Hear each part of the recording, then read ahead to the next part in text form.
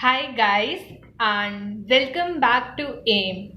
So in today's video and in upcoming videos we'll be discussing about a very important tool or a very important technique that plays a very important role while building your models and a machine learning pipeline is that of a feature engineering.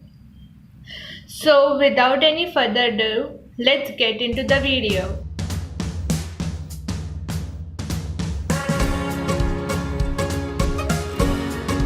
So, as you all know, feature engineering that I have talked about in one of my videos, it plays a very important role because a bad feature can contribute a lot to your machine learning models and predictions. So, before understanding what is actually feature engineering and what all things and manipulations we can do, first look into the machine learning pipeline and understand where does the role of features come into play. So let us start it off with the very basic thing that we know is data. So what is data? In a layman's term, you can define data as something observations or the observations that you collect from the real world scenario.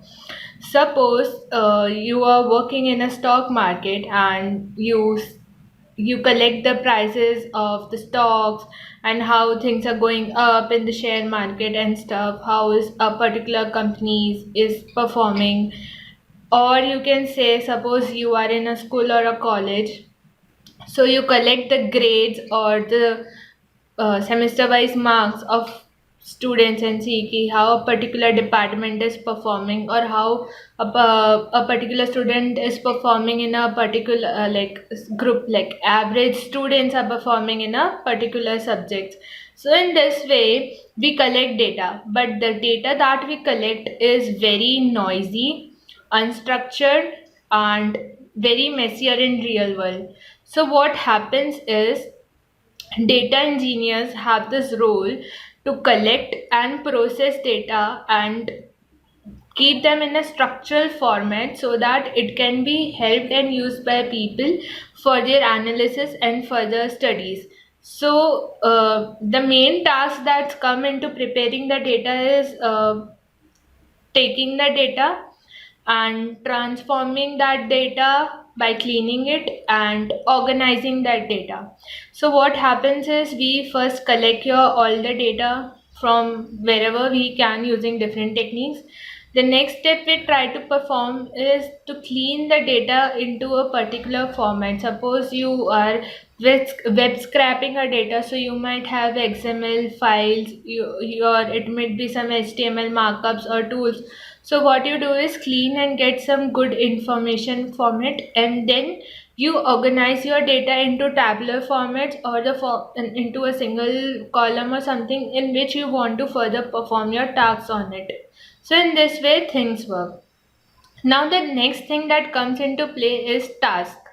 So you have the data, so you perform a task on it. So what happens is, what is task actually? So what happens is we ask a several questions while doing a particular task, that what happens if I do this? What will happen if I perform this thing? What is the need of this thing? Why should I do this thing? So, in this way, when we start doing these things, at start, the process when we start, it seems easy, but we have a very dead end. Like, we might not think we use a feature A with the model B, and we might get very good results which we might have never hoped of. And in one feature or one thing we believe that this will perform the best, but it comes to a dead end and we don't know okay, if it's going to be a good or not. So it's like we can say that what we thought did not work, but what we did not think worked the best. So in Hindi you can quote it as जो सोचा था वो तो चला नहीं और जो चल गया वो कभी सोचा नहीं था. So in this way things happen. So what happens next is to organize this data and to perform this task and to get some two road to get the good solution for it. We have two very important rules or mathematical tools or some tools, you can define it in any way, either model building and the feature engineering. So the models and the features are the middle part or your middleman between your raw data to your final destination. So they play a part of a middleman.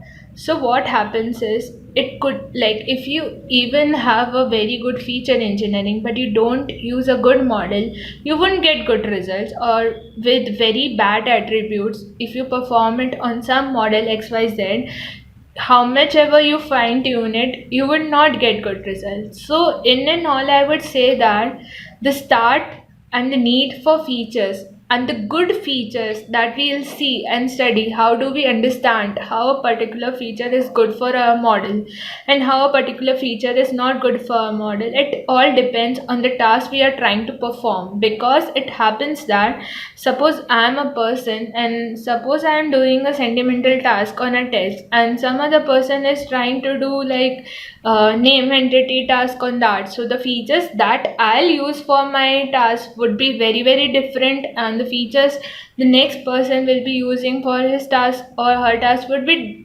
entirely different. So depending on a task, features change from good to bad, and the models that we use then depends on the features and the task that we are going to perform. So into the next video we'll look upon to some other insights and the introductory part of more into future engineering. And for more videos, please stay tuned to our channel and please like, share and subscribe to our channel. We'll be soon coming up with very good webinars on the channel, so stay tuned. Until then, we meet next time. Thank you.